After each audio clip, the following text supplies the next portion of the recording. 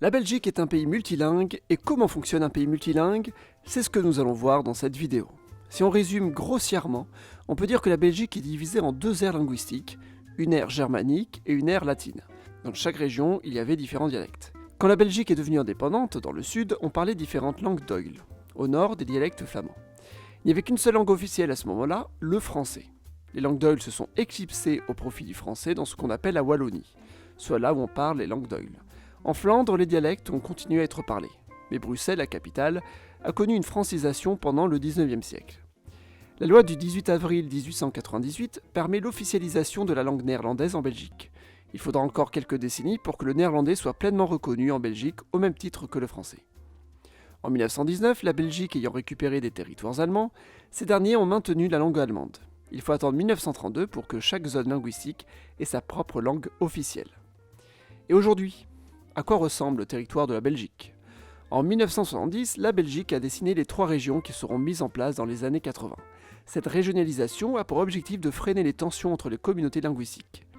Au sud, nous avons la région wallonne, qui intègre tous les territoires historiquement de langue d'oïl et les territoires de langue allemande. Au nord, nous avons la région flamande, qui intègre tous les territoires de langue flamande, mais sans Bruxelles. Au centre, la ville de Bruxelles forme une région à part. La même année sont créées les communautés culturelles qui deviendront les communautés linguistiques dans les années 80.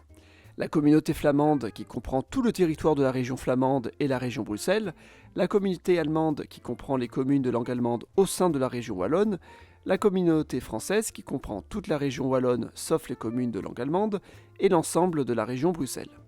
Aujourd'hui, les régions sont divisées en provinces et les provinces en communes, et on va voir cela région par région, Wallonie, Flandre et Bruxelles. Mais d'abord, jetons un coup d'œil à la zone allemande.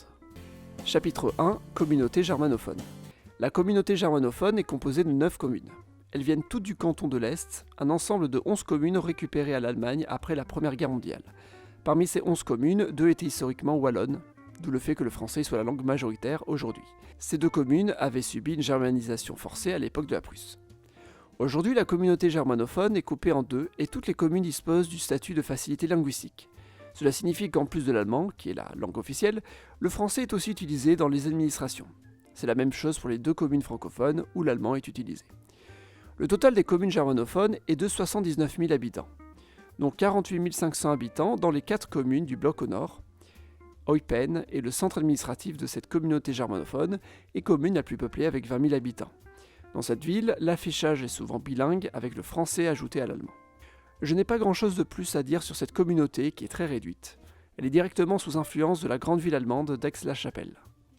Chapitre 2, région wallonne. Dans ce chapitre, je vais me centrer sur la région wallonne de manière générale. En dehors des 9 communes allemandes, c'est le français, qui est la langue officielle partout ailleurs dans la région wallonne. La Wallonie s'articule autour d'un axe principal qui part de 2 agglomérations hors de ses frontières. Celle de l'île Courtrai d'un côté, à la fois en France et en Flandre, et celle d'Aix-la-Chapelle et Maastricht, respectivement en Allemagne et aux Pays-Bas. Regardons de plus près ville par ville. On commence par Tournai, tout à l'ouest. Elle n'est pas très loin de la grande agglomération de Lille.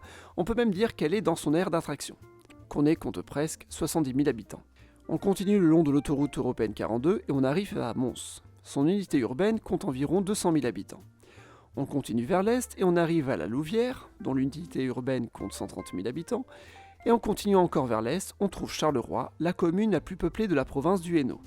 Toutes les villes citées jusqu'à maintenant sont dans cette province. L'unité urbaine de Charleroi compte 340 000 habitants, mais ce n'est pas le chef-lieu de la province, car c'est Mons qui s'en occupe.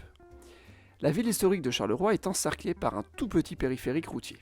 Surnommé le Ring de Charleroi, Ring signifie anneau en néerlandais, et utilisé dans toute la Belgique pour désigner les périphériques routiers. Ce qui est drôle de cette route circulaire, c'est qu'elle est à sens unique et fonctionne comme un très grand rond-point. Charleroi étant sur la Sambre, on peut continuer à la longer. Le cours d'eau deviendra notre axe principal en Wallonie. Plus à l'est, nous avons diverses villes autour de Sambreville. Puis on arrive à Namur, qui compte environ 130 000 habitants dans l'unité urbaine et qui est la capitale de la Wallonie. C'est à Namur que la Sambre se jette dans la Meuse. On peut continuer à descendre la Meuse pour trouver les autres villes. Wans, Huy et Amé, qui forment une petite unité urbaine de 50 000 habitants. Puis enfin, il y a Liège. Liège, c'est la métropole de Wallonie. La commune compte 195 000 habitants, soit un peu moins que celle de Charleroi, la commune la plus peuplée de la région. Si on prend les communes voisines avec qui elles forment une unité urbaine, on dépasse facilement les 550 000 habitants. On peut aller jusqu'à 700 000 habitants dans son agglomération. Autour de Liège, il y a énormément de villages ou de lieux urbanisés qui s'entrecroisent, se touchent. En allant plus à l'est, on trouve Verviers et ses 80 000 habitants dans l'unité urbaine. Voilà comment se résume la Wallonie. De nombreuses villes le long d'un axe, avec 4 principales agglomérations, Mons, Charleroi, Namur et Liège. Cet axe coïncide avec celui du bassin minier du Nord, qui part de la région française Nord-Pas-de-Calais et va jusqu'à Aix-la-Chapelle. Entre le fleuve et les bassins miniers, cela explique la forte densité de la zone. La province de Hainaut est la plus peuplée de Wallonie, avec 1,3 million d'habitants. C'est aussi la deuxième plus dense de la région, suivie par celle de Liège qui en compte 1,1 million. Au centre, la province de Namur compte un demi-million d'habitants, mais beaucoup moins dense car elle comprend de grands espaces en dehors de l'axe majeur. La province la moins peuplée et la moins dense est celle de Luxembourg, frontalière avec le pays homonyme. Elle compte moins de 300 000 habitants. La province la plus densément peuplée est celle du Brabant wallon, hors de l'axe dont j'ai parlé. C'est dû à sa proximité avec Bruxelles, c'est une banlieue de Bruxelles, j'en reparlerai plus tard. En tout, la région wallonne compte 3,7 millions d'habitants, soit 31% de la population du pays et environ 55% de la superficie. Chapitre 3, région flamande.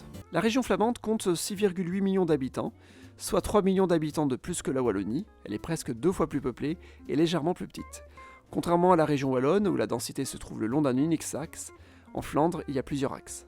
Sa province la moins densément peuplée est celle de Limbourg. Sa densité est similaire à celle du Brabant wallon, la province la plus dense de Wallonie. Avec cette comparaison, on comprend qu'il y a une différence de taille entre les deux régions. Dans cette province, on y trouve la ville de Hasselt. Elle est traversée par le canal Albert qui relie Anvers à Liège. C'est un des axes principaux en Flandre. Vu qu'en Flandre la densité est grande, on trouve de l'urbanisation presque tout le long du canal. Et on en trouve un peu partout ailleurs, à tel point qu'il est difficile de savoir quand s'arrête une ville et quand commence une autre. Il m'est impossible de dire quelle est la population de l'unité urbaine de Hasselt, car je ne saurais pas dire quand elle se termine. Cet éparpillement de villes dans une zone restreinte démontre que c'est une région historiquement industrielle. Là aussi, il y a eu des mines. Hasselt est une petite ville, mais étant au cœur d'un réseau multipolaire, on y forme un des points de population de la Flandre. Les autres points sont des agglomérations monopolaires. Bruges, tout à l'ouest, Gand, à l'ouest de Bruxelles, Anvers au nord, et on peut citer au sud-ouest Courtrai, qui fait partie de l'agglomération de Lille. À l'ouest, nous avons la province de Flandre occidentale, avec Courtrai qui forme la banlieue belge de Lille, Bruges la capitale non loin de la mer, et le littoral qui est pratiquement entièrement urbanisé, il n'y a pas de grandes villes. Bruges et ses 120 000 habitants restent secondaires en Flandre. Juste à côté, nous avons la province de Flandre orientale, centrée sur Gand qui compte plus de 400 000 habitants dans son agglomération. Et enfin au nord, il y a la province d'Anvers, la province la plus peuplée de Belgique, avec 1,9 million d'habitants. Elle est centrée sur Anvers, son chef-lieu. Même si Anvers est la plus grande ville de Flandre, elle n'en est pas la capitale. Bruxelles garde ce statut en étant hors de la région. Anvers compte 544 000 habitants, ce qui signifie qu'on peut la considérer comme la commune la plus peuplée de Belgique. Étant donné que Bruxelles est elle-même divisée en 19 communes, dont Bruxelles-Ville, qui ne compte que 188 000 habitants. Ceci dit, la région de Bruxelles-Capitale compte 1,2 million d'habitants et est bien plus peuplée qu'Anvers. Elle est même plus petite en superficie pour une population 2 fois plus grande. Tout ça pour dire qu'Anvers reste une plus petite ville à côté de Bruxelles. Son agglomération compte tout de même 1,2 million d'habitants. Mais elle dispose du second plus grand port d'Europe, le plus grand étant Rotterdam, aux Pays-Bas. Si je devais résumer la région Flandre par ses réseaux et ses axes, nous avons un axe qui va d'Ostende sur le littoral jusqu'à Bruxelles en passant par Bruges et Gand, et aussi à l'Ost. Il y a aussi un axe qui de Bruges va directement jusqu'à Anvers, puis qui d'Anvers va à Maastricht en passant par Hasselt et les nombreuses autres villes de la zone. Il y a aussi un axe allant d'Anvers jusqu'à Lille, en passant par Gand et Courtrai, mais il y a aussi un axe de Bruges à Courtrai, et bien sûr un axe majeur, celui qui va d'Anvers jusqu'à Bruxelles, les deux métropoles de Belgique. Il reste la province du Brabant flamand, dont je n'ai pas parlé, tout comme pour le Brabant wallon, je compte en parler dans le chapitre sur Bruxelles.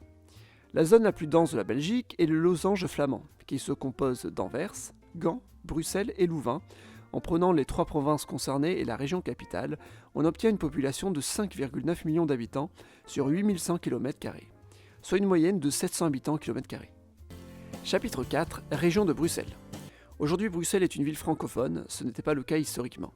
Sa francisation a eu lieu dans le courant du 19e siècle. Bruxelles et Anvers sont les 2 agglomérations millionnaires de Belgique. La première est francophone, la seconde est néerlandophone.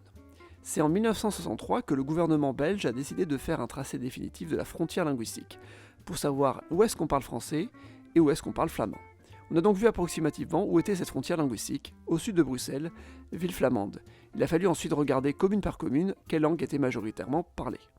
À Waterloo par exemple, commune au nom néerlandais, c'est le français qui était la langue la plus parlée. Aujourd'hui on se doute bien que Waterloo était un ancien village de langue flamande vu son nom. Cependant, il se pourrait que cette francisation ait lieu soit au XVIIIe siècle, soit avant. Mais au XIXe siècle, la commune était largement francophone, ce qui fait qu'en 1963, on décida de l'intégrer du côté francophone de la frontière.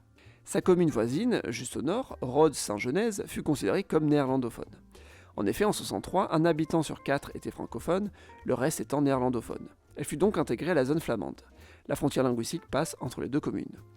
Pareil pour Linkebeek, sa voisine, plutôt néerlandophone à l'époque. Si on va encore au nord, nous trouvons Uccle. Pendant le tracé de la frontière linguistique, on a pu remarquer que Uccle était francophone. Pourquoi ? Par influence de Bruxelles. Elle a donc été intégrée à l'arrondissement bilingue de Bruxelles. Toutes ces communes dont j'ai parlé sont historiquement flamandes. Waterloo a été francisé très tôt par l'influence sûrement du village de Prenne, voisin, plutôt francophone. Ensuite, à la fin du XIXe siècle, Uccle s'est francisé devenant la banlieue de Bruxelles, qui s'est francisée à son tour. Voilà pourquoi Bruxelles est encerclée dans la province du Brabant flamand, entourée par des communes néerlandophones. Mais est-ce toujours le cas ? Pas vraiment. Des communes comme Linkebeek, Bercel et Rhodes-Saint-Genès sont officiellement néerlandophones car en région Flandre, mais la frontière linguistique a été réalisée en 1963 en se basant sur des données démographiques de la fin des années 40. Aujourd'hui, ces 3 communes sont devenues majoritairement francophones, car ce sont des banlieues de Bruxelles. Même Waterloo, désormais, est une banlieue de Bruxelles située en région wallonne. Certaines communes autour de la région Bruxelles-Capitale disposent de facilités linguistiques, mises en place en 1963 en prévoyance de la grande proportion de francophones. C'est le cas de Linkebeek et Rhodes-Saint-Genèse par exemple, où le français est présent dans l'administration. Mais ce n'est pas le cas de Bercel, même si les francophones commencent à être de plus en plus nombreux. Et certaines communes sont en train de se transformer avec l'influence de Bruxelles. Par exemple celle de Zaventem. On estime que les néerlandophones sont encore majoritaires dans la commune, mais que dans les naissances, ce sont surtout des francophones. Le français va donc finir par rattraper le néerlandais. Mais pour le moment, le français n'a aucun statut officiel dans cette commune. Aujourd'hui, on estime que 75% de la population de la région Bruxelles-Capitale a le français comme langue d'usage, soit maternelle, soit au travail. Cela est d'abord dû à la francisation de Bruxelles venue au XIXe siècle, le français l'unique langue officielle de Belgique. Plus récemment, c'est la forte immigration étrangère ou wallonne qui a contribué à l'accroissement de la langue française. Aujourd'hui, c'est aussi l'anglais qui apparaît de plus en plus. Bruxelles étant une ville internationale, elle accueille de nombreuses délégations étrangères. C'est aussi le siège de la Commission européenne, plus importante institution de l'Union européenne, et aussi le siège de l'OTAN. Chapitre 5, réseaux généraux. Regardons rapidement les grands réseaux qui impactent la Belgique. Comme dit précédemment, à Anvers, on y trouve le Grand Port, le deuxième d'Europe. On trouve 2 autres ports importants, celui de Bruges et celui de Gand. Le port de Bruges est considéré comme un des plus grands ports de véhicules au monde. En 2015, on estime que 2,5 millions de véhicules y ont transité, faisant de ce port le numéro 1 mondial. Gand est un autre grand port européen. La Belgique a cet avantage d'être dans une position centrale et à proximité de la mégalopole européenne, dite la banane bleue. Et tous ces ports sont extrêmement bien reliés au réseau autoroutier européen. La Belgique a une grande densité d'autoroutes par rapport à sa superficie, la 2e au monde, juste derrière les Pays-Bas. La Belgique est aussi au cœur du réseau de lignes ferroviaires à grande vitesse. Il y a 4 LGV dans le pays, la LGV 1 qui va de Bruxelles à Lille depuis 1997, la LGV 2 qui va de Bruxelles à Liège depuis 2002, la LGV 3 qui va de Liège à Maastricht et Aix-la-Chapelle depuis 2009, la LGV 4 qui va d'Anvers jusqu'à la frontière néerlandaise. Comme vous pouvez le voir, il n'y a pas de ligne à grande vitesse entre Bruxelles et Anvers, les 2 plus grosses agglomérations du pays. Il n'y a que 45 km entre les 2 centres-villes et beaucoup trop de zones habitées entre les 2 villes pour pouvoir y faire une ligne droite pour les trains à grande vitesse. En ce qui concerne le réseau aérien, la Belgique dispose de 2 aéroports internationaux. Celui de Bruxelles, situé à Zaventem, en Flandre, premier aéroport du pays, et celui de Charleroi, qui est renommé Bruxelles Sud, occupé par les compagnies aériennes à bas coût. Même si ce dernier est 2 fois moins important, il est un des plus importants aéroports de vol à bas coût depuis l'implémentation de Ryanair en 2001. Bref, la Belgique, c'est une sorte d'axe circulaire qui va de Liège à Courtrai, en passant par Charleroi ou Anvers. Ça dépend de quel côté. Et avec en son centre Bruxelles, capitale du pays et capitale européenne. Chapitre 6, politique et économie. Je clôt cette vidéo par le principal problème de la Belgique. Le fait que ce soit un pays créé à partir de 2 aires culturelles très différentes. Une de langue d'oïl et une autre flamande. La frontière linguistique se base sur des statistiques de 1947 qui avaient compris que la langue française s'imposait de plus en plus. Mais depuis 1947, le français s'est encore développé autour de Bruxelles. Certaines communes autour de Bruxelles, de langue officielle néerlandaise, deviennent presque francophones ou le deviendront.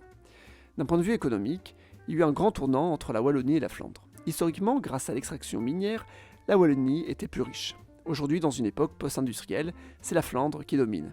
Le revenu moyen est plus élevé en Flandre qu'en Wallonie. La Belgique est même divisée lors des élections, où les partis politiques sont différents dans les zones francophones et néerlandophones. La Belgique étant un pays parlementaire, après les élections, les partis politiques doivent former des alliances. Mais ces alliances sont encore plus compliquées quand il y a des partis de langues différentes. Les années 80 avaient connu des crises politiques et des gouvernements réduits aux affaires courantes, c'est-à-dire au pouvoir limité. En 1987, une crise a duré 5 mois. Cela signifie que pendant 5 mois, la Belgique n'avait pas de gouvernement. En 2007-2008, le record est battu avec 194 jours sans gouvernement. Puis entre 2010 et 2011, une crise encore plus grave bat largement le record avec un total de 541 jours sans gouvernement, toujours dû à des différends entre francophones et néerlandophones. En raison de l'enrichissement de la Flandre et de l'influence de la langue française dans les communes flamandes autour de Bruxelles, un mouvement indépendantiste est né, le Vlaams Belang. Parti nationaliste flamand, considéré comme d'extrême droite, milite pour l'indépendance de la Flandre. Dans le Limbourg et la Flandre occidentale, le VB obtient un quart des voix en 2024. Et c'est 23% des députés de la zone flamande qui sont élus de ce parti en 2024. Voilà pourquoi une indépendance Flandre est prise au sérieux, ce qui pourrait entraîner un éclatement de la Belgique. En effet, sans la Flandre, il ne reste plus grand-chose en Belgique. La Wallonie devient-elle indépendante? Reste-t-elle liée à Bruxelles? Ou est-elle rattachée à la France qui partage la même langue, comme le désire le mouvement rattachiste? Et bien voilà, c'est tout ce que je vais à dire sur la Belgique. Merci d'avoir regardé, et à la prochaine. Mettez un pouce bleu, abonnez-vous si ça vous a plu. Merci beaucoup.